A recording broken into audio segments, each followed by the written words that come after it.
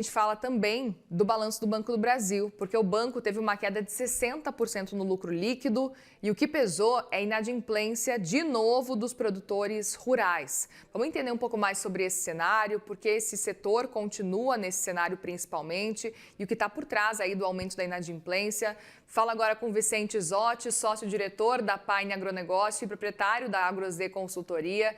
Tudo bem, Vicente? Bem-vindo aqui no CNN Money. Boa tarde. Boa tarde, agradeço muito o convite para poder falar um pouco com o pessoal sobre o nosso agronegócio.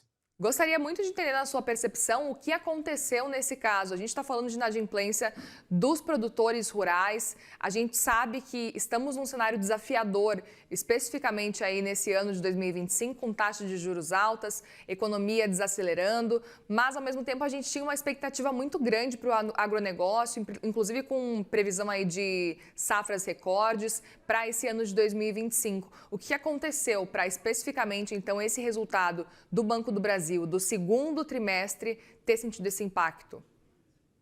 A gente precisa lembrar que a receita, né, ela é um dos componentes que envolve a precificação de qualquer ativo e de qualquer setor. Mas o que importa no final das contas mesmo é o lucro líquido. O que acabou acontecendo nesse cenário do agronegócio é que a gente tem, nesse momento, o produtor rural carregando dívidas, obviamente de cada cultura com alguma especificidade, né? No caso do café, as geadas de 2021, no caso dos produtores de soja e milho, situações adversas, né, como quebra de produção. Por exemplo, no ano passado, no Mato Grosso, a gente tem um estreitamento da margem com elevação de custo. Então, sim, a receita, se você for olhar o VBP do agro, que seria o PIB do agro, você vai ver a receita crescendo. A Conab ontem colocou números recordes de produção somado para a parte de cereais, com soja e milho, subindo, por exemplo, a produção de milho de 132 para 137 milhões de toneladas a expectativa para essa safra 24-25, que é uma safra recorde.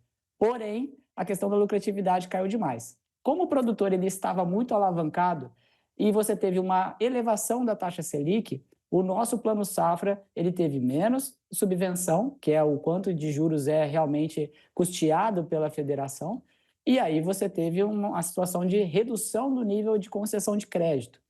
Com isso, a taxa de juros subindo de forma muito alta e a margem estreitando, a gente tem esse impacto no agronegócio. Como que isso bateu no Banco do Brasil, por exemplo? O Banco do Brasil é o banco com maior crédito ao agronegócio e a gente ainda teve a entrada neste ano de 2025 de uma medida a qual alterou a regra de provisionamento de dívidas duvidosas, né, o PDD. Então, agora, o que acontece? Antes, o produtor apresentava o seu laudo, olha, tive uma quebra de safra, ocorreu uma geada, redução do preço, redução de margem, e o banco tem, como o próprio Manual de Crédito Rural se aplica, a possibilidade de prorrogar as dívidas que estão vencendo.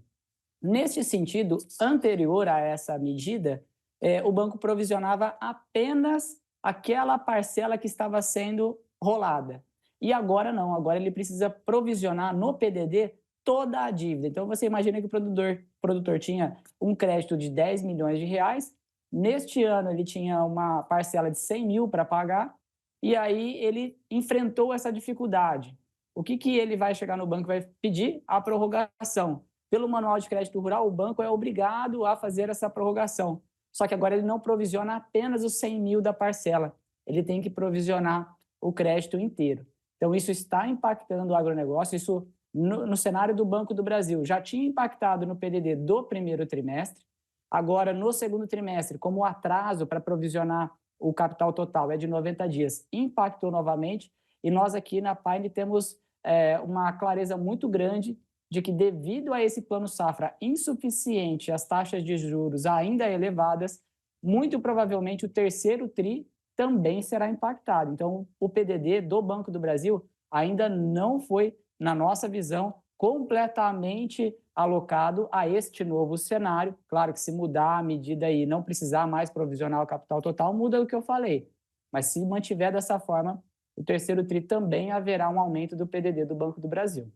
Pois é, eu até aproveito para te perguntar, Vicente, diante desse cenário que você traz para a gente aqui, quando que vocês estão vendo, talvez, que um cenário melhor para o Banco do Brasil nesse caso, para o PDD nesse caso, olhando para talvez 2026 já, Ou porque, levando em consideração pelo que você fala, a gente vai encerrar ainda um terceiro trimestre acompanhando esse cenário, talvez aí um quarto com um cenário ainda difícil.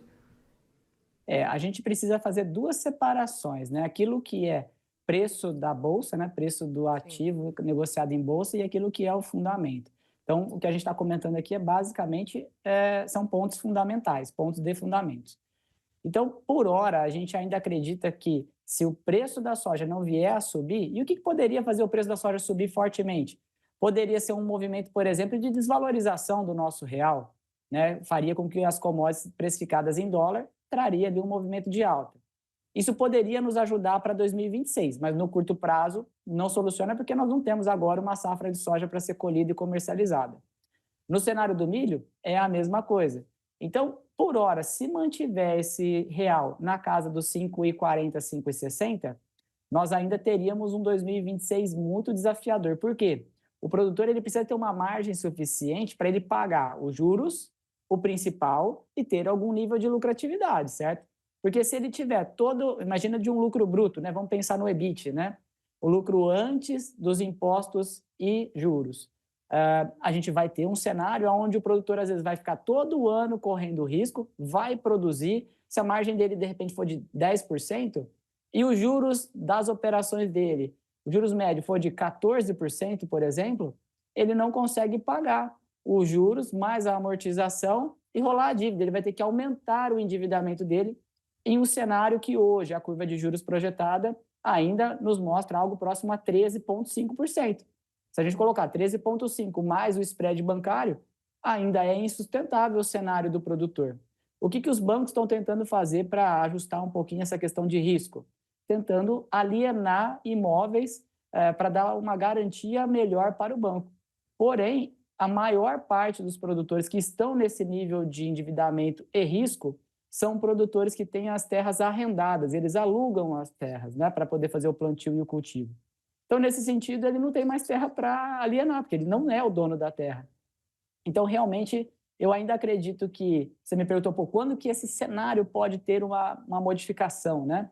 Nós acreditamos que ainda, salvo uma desvalorização maior do real, ainda não será em 2026.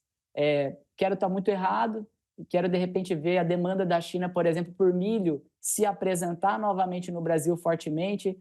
A gente quer ver uma surpresa pelo lado, por exemplo, da suinocultura na China, trazendo mais demanda por soja, mas são fatos que não estão hoje ocorrendo. Então, a gente tem que fazer o estudo aqui de cenário com base nos dados que a gente tem hoje. E com base no cenário que nós temos hoje, nós ainda não teríamos uma solução para esse contexto do agronegócio em 2026, talvez em 2027. Perfeito. Ou seja, olhando especificamente para a questão do Banco do Brasil, olhando esse cenário de 2026 ou olhando realmente a partir desses pontos que você cita do agronegócio como um todo? Aí, especificamente do agronegócio, porque vai chegar um momento que, como os créditos novos eles estão muito restritos, então você não vai aumentar a base de produtores que possam ter esse tipo de problema. Esse é um primeiro ponto. E quem havia o risco maior de apresentar problema de liquidez já está apresentando agora. Então, nós poderemos ter um leve incremento ainda do PDD no Banco do Brasil nesse terceiro e quarto TRI de 2025, e o risco vai ficar para 2026, mas a maior parte desse PDD certamente já está agora dentro dos números do Banco do Brasil.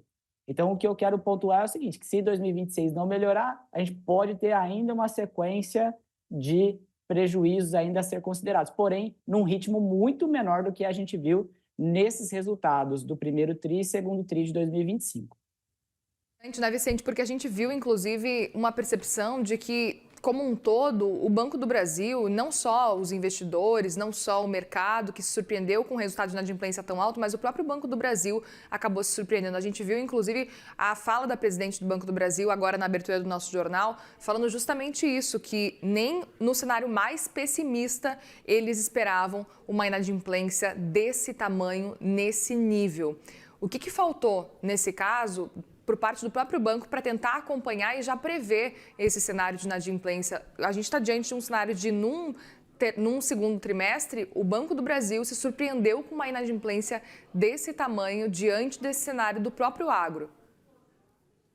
Aí eu acho que talvez tenha faltado consultar o pessoal realmente que está participando do agronegócio, porque aí tem algum erro estratégico, tá? Sendo muito sincero. Fiz uma participação dentro de um programa, né, que tem de um outro canal, falando no dia 23/7 que era inevitável que a gente tivesse novamente um aumento do PDD devido ao cenário do agronegócio. Como eu estou vindo aqui falando para vocês que provavelmente o terceiro TRI também haverá uma surpresa negativa. Então, eu acredito que a fala da presidente, talvez, aí sim eu me surpreendo, porque era pelo menos para o grupo do agronegócio do Banco do Brasil estar informado sobre essas condições, tendo através do seu corpo técnico esse tipo de leitura, porque o contexto de provisão de pagamento que começou a ocorrer a partir do dia 1º de janeiro já implicava em um cenário onde, se o produtor viesse a pedir as prorrogações, esse PDD deveria ser ajustado dessa forma, como eu comentei com vocês aqui. Então, eu acho que aí houve algum problema de comunicação interna ou realmente desalinhamento entre o corpo técnico do Banco do Brasil, que, por sinal, é muito competente e é conhecedor da situação do agronegócio, com, de repente, a presidência, porque eu não tenho, assim, uma visão muito clara que, de repente, isso era completamente desconhecido, tá? Acredito eu que, da mesma forma como eu tenho clareza de que, se a margem do produtor está projetada para um cenário de 2026-27 abaixo da taxa de juros cobrada ao produtor nos créditos, isso gera um descompasso, isso gera um problema de alavancagem à frente, eu tenho certeza que o pessoal está vendo a mesma coisa do que eu estou vendo. É claro que a profundidade das informações pode ser diferente, por isso existem as consultorias, por isso existem as equipes de pesquisa em campo, mas eu realmente eu ficaria bem, aliás, eu fiquei surpreso com o posicionamento da presidente do banco.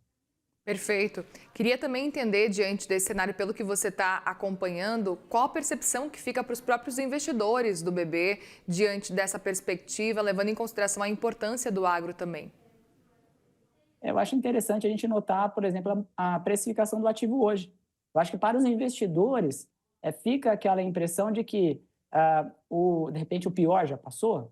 Pode ser que sim, porque a gente tem hoje um número sendo apresentado no balanço do banco, né? Se a gente fosse considerar os novos múltiplos, essa ação ela deveria estar representando um movimento de queda, já que a tendência à frente ainda não é de um contexto de melhora. E a ação, de certa forma, está até lateralizando. Então, é claro que, se a gente acompanhar desde o começo do ano, a queda já é importante, mas com base nesses números e uma perspectiva ainda não tão positiva, deveria a gente ter um novo movimento de queda. Então, para os investidores do Banco do Brasil, eu acredito que, entendendo esses riscos que eu acabei de posicionar, referente apenas à carteira do agronegócio, se ele entender que essa é uma fatia do resultado do banco e que isso não deveria impactar o resultado total ou impactar de uma menor proporção, porque, de repente, crédito de pessoa jurídica, de repente, começa a ser um resultado super positivo e que compense a questão do agronegócio, tudo bem, mas é importante entender o risco que está na mesa, o risco setorial que nós estamos correndo. Então, eu gostaria apenas de deixar esse recado. Se você entende o risco e faz a gestão dele, está tudo certo, não tem nenhum problema, mas não dá para a gente colocar dentro desse contexto falando, olha, chegamos ao ponto final, não haverá novo PDD dentro do agronegócio, a gente já escalonou tudo o que era possível, porque eu acredito que não é esse o contexto nesse momento. Perfeito. Aproveito para perguntar, inclusive, quais os próximos passos, na sua percepção, que o Banco do Brasil precisa tomar, levando em consideração esse cenário agro, levando em consideração os desafios que estão pela frente, e a gente está vendo um terceiro trimestre com previsão também negativa, inclusive agora, olhando para o ano que vem, como você disse também, a tendência não é de melhora, né? Por hora, não. Nesse quesito especificamente, tá? A gente tem que entender que o Banco do Brasil tem outras linhas, né? Ele tem crédito pessoal, ele vai ter a parte imobiliária, então, de repente, ele pode compensar isso com outras linhas e está tudo certo. Mas dentro do agronegócio, acredito que um fator que deve ser considerado nesse momento, né, para o Banco do Brasil, realmente é você, dentro do seu guidance, né? Dentro daquilo que é a perspectiva futura, já deixar isso claro para os investidores, né? De que ainda existem riscos envolvendo as operações do agronegócio e que, principalmente agora, com as modificações das normas de provisão de pagamentos duvidosos, tanto essa questão também de novos créditos referente ao plano safra, vão incorrer numa possibilidade de rentabilidade menor setorial dentro do contexto do banco.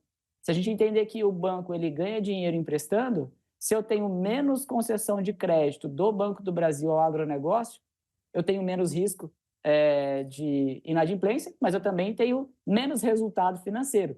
Lembrando que, quando a gente olha o Plano Safra, muita gente vai falar, nossa, mas Pronaf, por exemplo, que é para a agricultura familiar, tem taxa super subsidiada, né? Imagina ali 8% de taxa de juros. No Pronaf, dependendo da linha, pode ir até 3% de taxa de juros. Então, nós estamos falando de uma subvenção de 12%. Tudo bem, só que isso do plano total de quase 500 bilhões aí de reais, são 80 bilhões reservado ao Pronaf, dentro dessas linhas de, como eu comentei, 3% de taxa de juros é 20 bi. Então, quer dizer, se ele entrar nessa concessão de crédito, o resultado é pequeno. Para ele ir para a Pronamp e os demais, que são produtores maiores, aonde realmente a taxa de juros é mais elevada, praticamente a taxa de juros a mercado, tá? E o crédito também é maior, o risco é grande. Então, o banco ficou numa sinuca de bico. Então, se de repente eu acho que houvesse alguma coisa para sugerir nesse caso, é deixar os investidores mais cientes dessa situação de redução de novos créditos e ainda do risco de um novo PDD negativo, né, ruim. Eu acho que talvez seriam pontos interessantes para a gente considerar e, no caso do banco, buscar outras linhas setoriais para compensar o contexto do agronegócio nesse médio prazo. Muito bem, Vicente Zotti, sócio-diretor na Pine Agronegócio e proprietário da AgroZ Consultoria. Obrigada pela conversa aqui, por nos ajudar a entender um pouco mais sobre esse cenário. Um bom trabalho para você por aí e bom fim de semana. Muito obrigado, fico sempre disponível. Obrigada.